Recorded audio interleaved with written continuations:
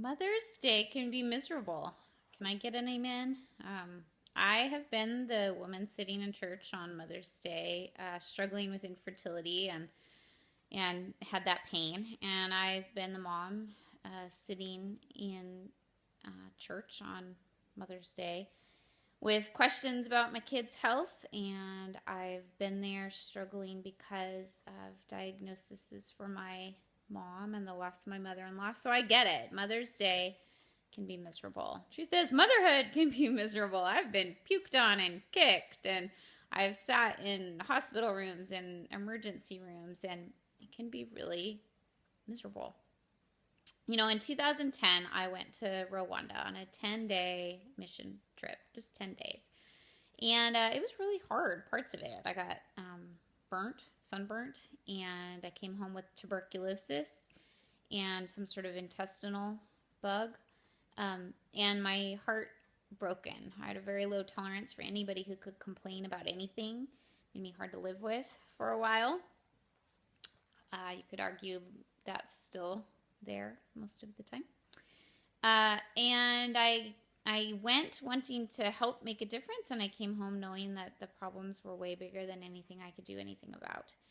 And so that was painful and hard and miserable. And the truth is, though, that my trip to Africa was also wonderful. It was beautiful, and I made some permanent friendships. And I got involved in something much bigger than myself and much bigger than anything I could do. But it's been one of the most rewarding things in my life is the tiny little bit that we've been able to do through the Scramble for the Kids. You can check out our website. And through the Nangera Foundation has been one of the more meaningful things of my life. So it was difficult and I was broken, but I was better for it. And the truth is that that's the same with motherhood. Motherhood is painful and on many levels. And having a mom can be painful for all kinds of reasons. But it's also glorious and magnificent and amazing. And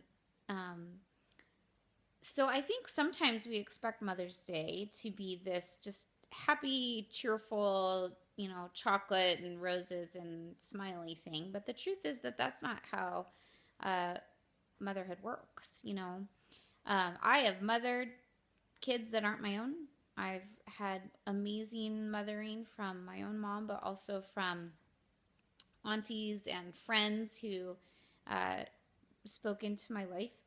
And I think we all have the ability, if we can embrace some pain, to love each other and to love our kids and to love moms all around us.